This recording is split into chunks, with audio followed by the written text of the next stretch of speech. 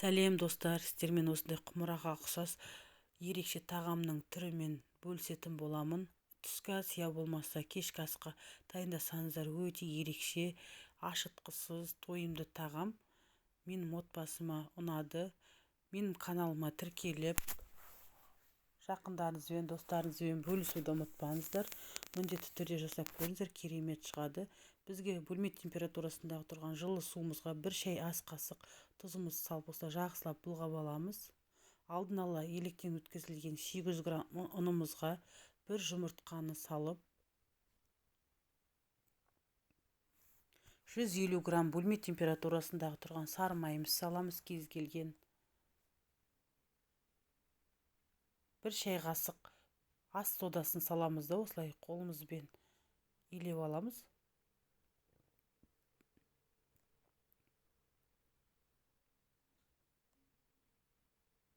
Біріктіріп, бірінші илеп алғанымыз жақсы, просто манағы дайындап қойған суымыз үстіне құямыз да осылай қолымызбен жақсылап илейміз. Міндетті түрде жасап көріңіздер, өте дәмді, күшті болып шығады екен, тойымды, отбасыма ұнады. Осылай илейміз де тындыруға қоя тұрамыз. Қамырымызды тындырып қойған соң бір шетке ала тұрамыз. Көкөністерімізді турап шығамыз. Картошка үлкен 2 жуа алдым. Осындай көз мөлшермен аласыздар. Негізінде менде өзімде 13 штуктай шықты. Бір 5-6 картошка, 2 жуа, кез келген орташа болса 2 штугын алсаңыздар болады. Молынан шықты. Менде негізі 2 есе көбейтіп жасайтын десеңіздер, 2 есе жасай беріңізге де болады. Жуамыз, турап аламыз. Осындай кубик қылып турайсыздар. Орташа қылып, өте майда емес, ірі емес. Жуамызды турап бітірдік осылай. Ендігі кезекте орам жапырақты тураймыз осылай. Кішкене көбіктеу майдалап турайсыздар. Мен 3-ке бөлдім де осылай майдалап турадым. Ірі қылмайсыздар. Пісуіне де кішкене жақсы болады. Сол кезде ірі қылып жібермеңіздер.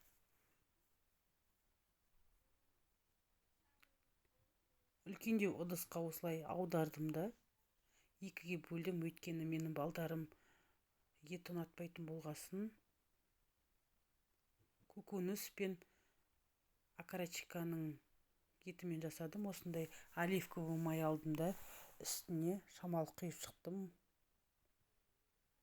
Құрғақ болмау үшін. Татымына қарай тұз, қара бұрыш саласыздар да жақсылап былғайсыздар осылай. Мен 2-ге бөлем, өйткені менің балдарым тауықтың етін жақсы көрмейді. 2 түрін жасадым. Көріп тұрғандарыңыздай жартысын ет қоспай бөліп алдым да.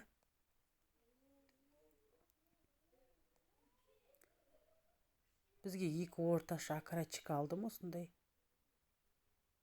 Етті жерінен кесіп алдым да, сүйектерін алып тастадым. Филе, я болмаса грудка, неше түрлі немен жасай берсеңіздер де болады. Голень. Өзіңізге қалай ыңғайлы, солай жасай берсеңіздер болады. Ет қолдансаңыздар да болады. Осылай турап салып жібердім. Қолымызбен бұлғап алдым. Көріп тұрғандарыңыздай 2-ге бөлдім мен.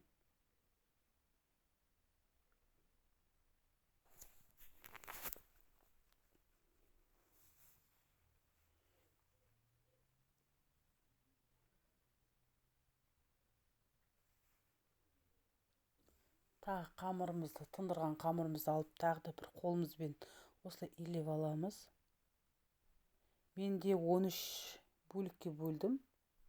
13 бөлікке бөлесіздер де астыңғы бөлігіне көптеу аласыздар, сосын үстіне орауға кетеді бізге қамыр. Қазір жұмыс барысында көрсететін боламын. Осылай қамырымызды бөліп алдық. Кесеге саламыз да кішкентай қамырымызды алып бөлек істейміз. Ішіне салып шығамыз салмасын.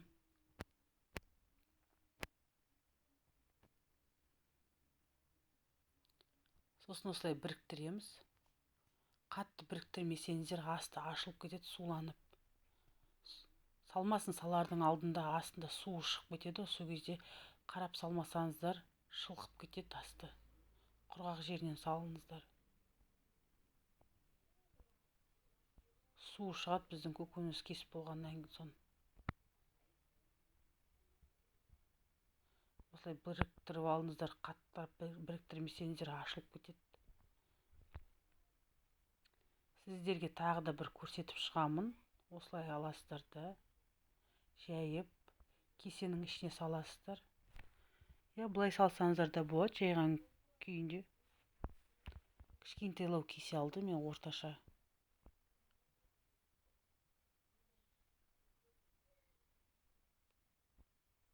Мол салам десеңіздер, тек жабылғанда ыңғайлы болуы керек. Осылай біріктіресіздер.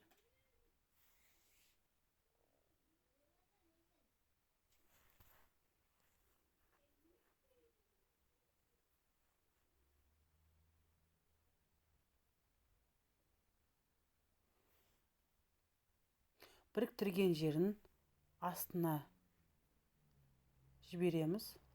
Астыңғы қабатында болу керек, аст жағында. Сол кезде біздің құмырамызға ұқсап шыға келеді. Міне, жақсылап түйесіздер де астына қарай төңкересіздер. Сол кезде біздің құмырамыз дөңгелек болып шығады. Құмыраға ұқсас. Осылай бір бөлігін аламыз да, көп алмаңыздар, осылай жарайды. Осылай қолымызбен жайып аламыз да, дөңгелетіп үстіне қойып шығамыз. Құттай осындай бір қамырды шамалы болар болмас аласыздар да, үстіне қоя қоясыздар осылай. Менде 13 дана шықты. 13-15 дана шықса, кішкентай қылып жасайтын болсаңыздар 15 сондай шығады, енді 15-17 штуктай қарайсыздар. Осылай тағы да бір жайып алып көрсетейін сіздерге.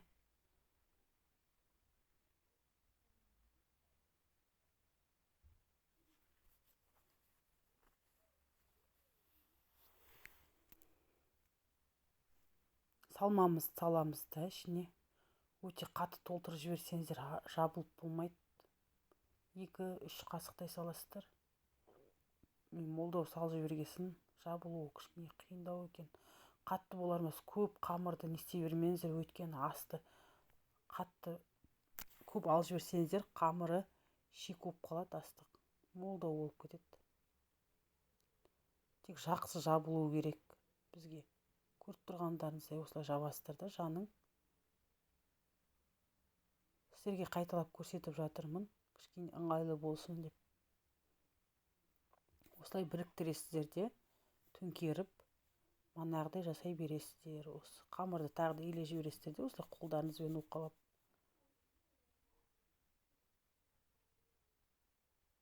Тағы да сіздерге көрсетіп жіберемін, 2-3-еуін. Мынау бізде болған көкөніспен жасадық, енді окорочкамен жасап көрсетіп жатырмын. Осындай болады. Бір жұмыртқаға шамалы сүтімізді құямыз да, бетіне жағып шығамыз. Сол кезде кішкене қоңырқай әдемі болады біздерде.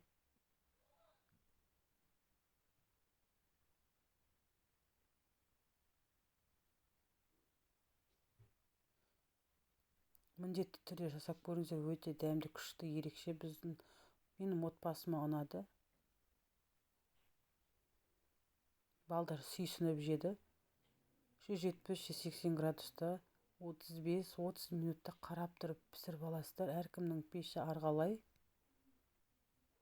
Біздің құмыраға ұқсас тағамымыз дайын болды. Ас болсын. Менің каналыма тіркеліп, жақындарыңызбен, достарыңызбен бөлісуді ұмытпаңыздар. Міндетті түрде жасап көріңіздер, өте ерекше тағам. Сау болыңыздар.